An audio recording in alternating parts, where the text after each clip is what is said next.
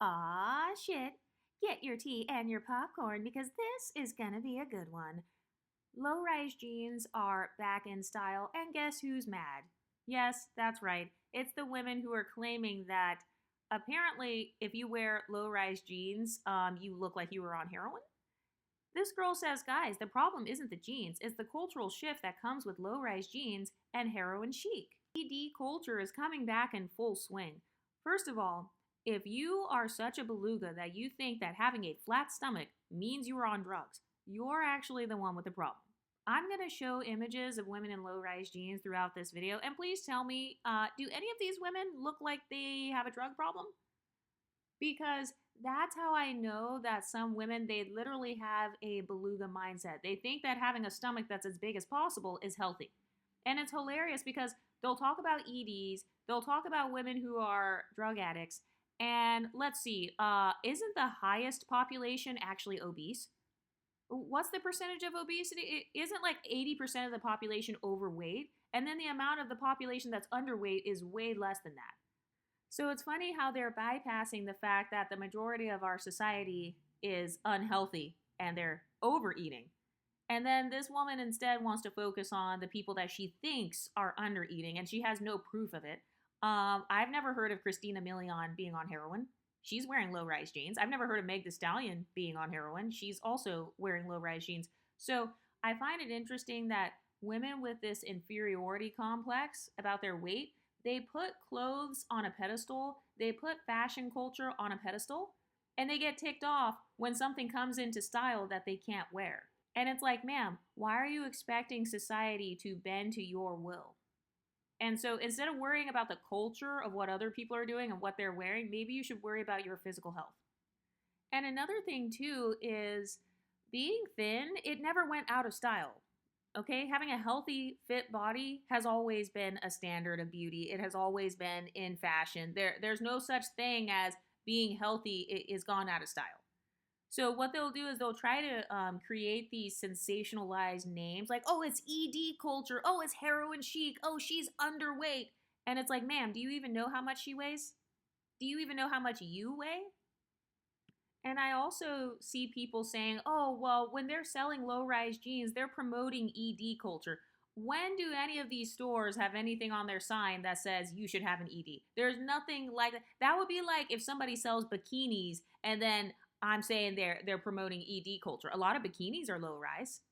A lot of swimsuit, the bottoms, the swimsuit bottoms, those are usually low-rise. So are they also promoting ED culture?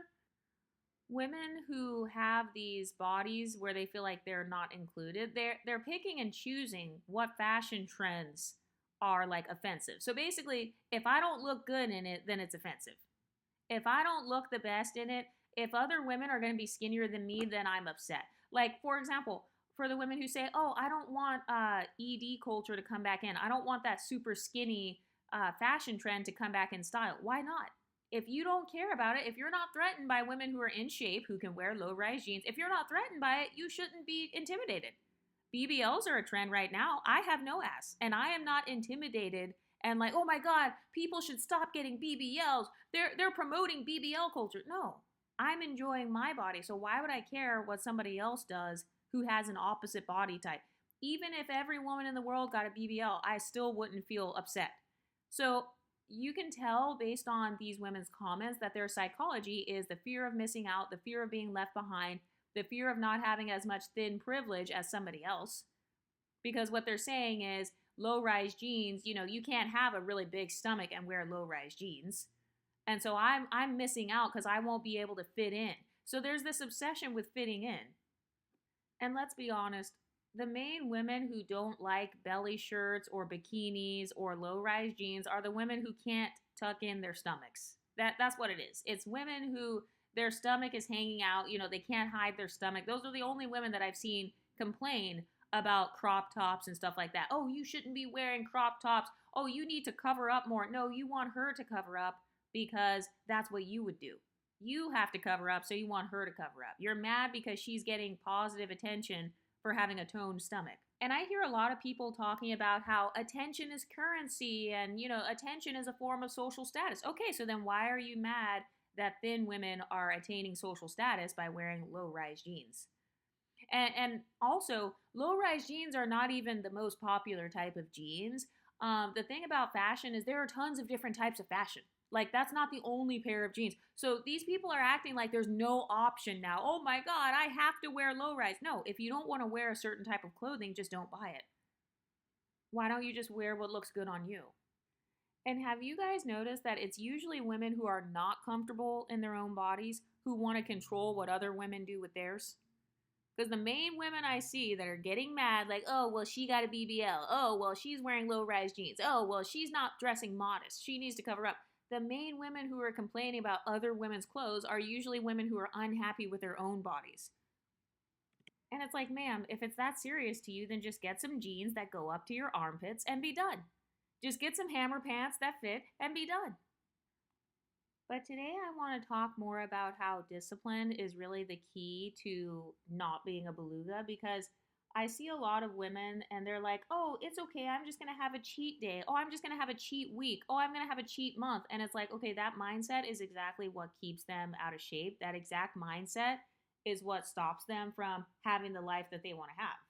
I've also noticed that a lot of bigger women with this mindset where they struggle with their weight, they never want to change. A lot of those types of women, they tend to put food on a pedestal.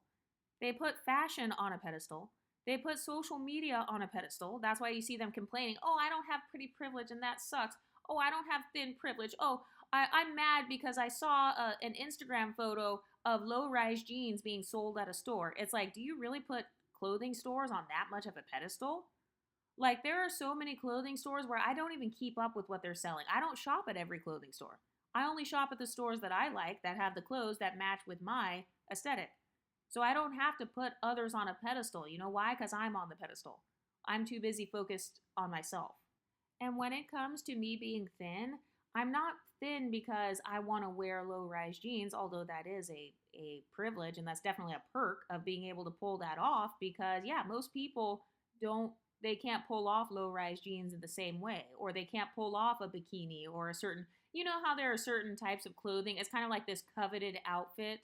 It's kind of like your dream outfit. Have you ever had that where maybe you were a little bit chunky and you've always wanted to be able to pull off that bodycon dress, or you want to be able to pull off that bikini or that halter top, or, you know, you want to be able to go braless, whatever it is. Everybody has a certain outfit where they feel like only certain body types can pull it off. And so if low rise jeans happens to be the outfit for women who have a skinny stomach, then so be it. That's just a part of fashion. That's just a part of the world we live in. If anything, that would motivate me to be thin, because, yeah, I would want to have as many options as possible. Let's be honest, women who are at a healthy weight have more clothing options in general. If your body looks good in general, you can get away with breaking some of the rules. You know how they say, oh, if you have broad shoulders, you can't wear a certain outfit. Or, you know, if you have larger hips, you're not supposed to wear a bubble skirt. Okay, when you're very thin and in shape, your body looks good. Your body is T. So your body is the outfit. So women who are thin, we don't have as many fashion rules that we have to follow, because we have less insecurities about our bodies on average. I said what I said. Women who are at a fit, healthy weight tend to have less insecurities about their bodies. I don't see any thin women with flat stomachs complaining about low-rise jeans. No, they're too busy minding their business and enjoying their flat stomach. They're too busy out receiving their thin privilege. And so when it comes to my fitness goals, it's like, okay, which side of the coin would I rather be on? Do I want to be trying to defend being a beluga? Do I want to try to get people to follow me? Do I want to have the fear of falling behind or the fear of being left out? Because that's really what this is. It's the fear of not meeting a beauty standard. So if the beauty standard is that important to you, that means you should be working on meeting it. And that's why I love the exotical space, by the way, because a lot of us, we're very honest over here. Like, we admit, yeah, we enjoy the social status. We enjoy having pretty privilege. We enjoy looking good. We enjoy seeing our image represented in the media. I enjoy seeing my body type every day when I go on social media. It's validating. It sure is. Having my exact body type represented in the music industry, having it represented in the fashion industry, that feels good to be validated on that many levels. So it's like, if you want the validation, just admit it instead of trying to invalidate women from other groups. Oh, and also for the women who are trying to hide their stomachs in high rise pants, that doesn't look good all the time either, because for some women, it just makes their stomach pouch even more noticeable. Or like if they have a certain body shape, maybe they don't have hips or whatever. So it's like it doesn't help everyone. High waisted jeans are not the solution to your weight loss problems. And that's another part of the problem. It's women who are looking to clothes to solve their weight issues. They're looking to the fashion industry to solve their body image issues. Do you see what I mean when I say it's like this external locus of control? It's everybody else's fault. It's society's fault that I'm not the beauty standard. And even if it is, okay, what are you going to do? Are you going to leave this society? No, you're not. You're still going to exist in it. So it's either change yourself or stay mad. Those are your only two options. And it's funny because a lot of people will use the ED talking point to try to humble a skinny woman. But then when they see a skinny woman in the gym, you know damn well that's your body goals. That's their body goals. So they're shaming thin women, but like if you look on their For You page, they have women who are thin. They have women with flat stomachs. Even if that woman has hips and curves, she still has a flat stomach.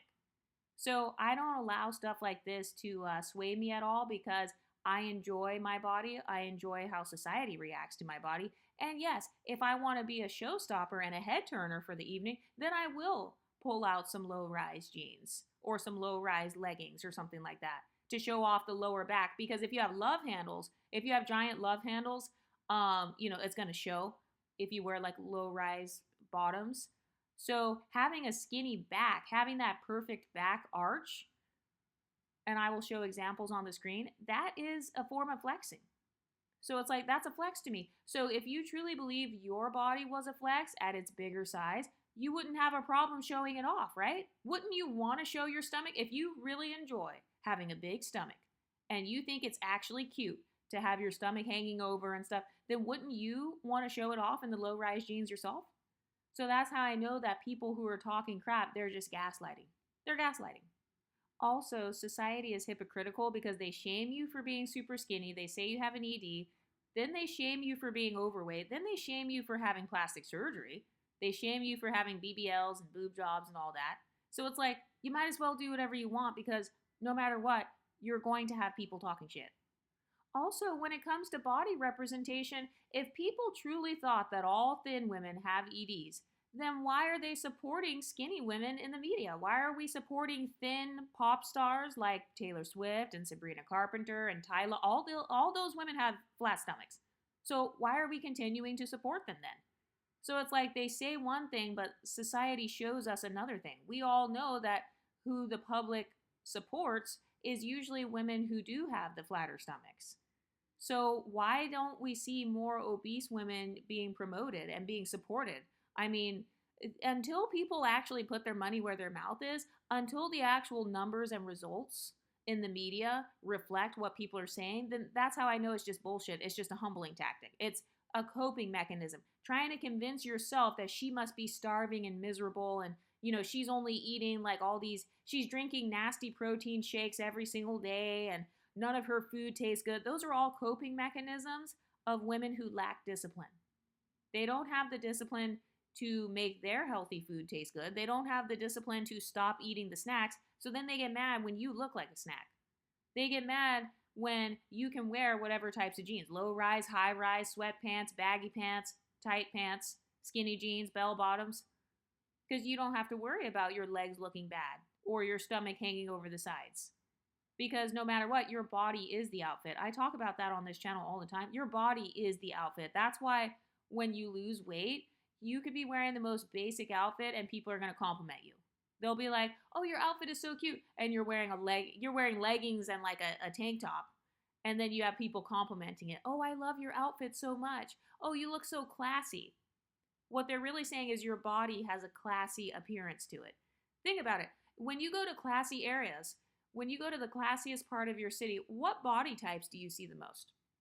And now think about when you go to the trashiest part of your city, what body types do you see more often? So this is why I say your body is the outfit, because your body is a reflection of the food you eat. If you eat high quality foods and you eat a healthy amount of calories, you're going to look like you have access to health. Your body is going to look more healthy. But it's the people who look like they eat low quality food, they eat gas station food every day. That's what makes them look like they belong at a gas station. Anyway, what do you ladies think?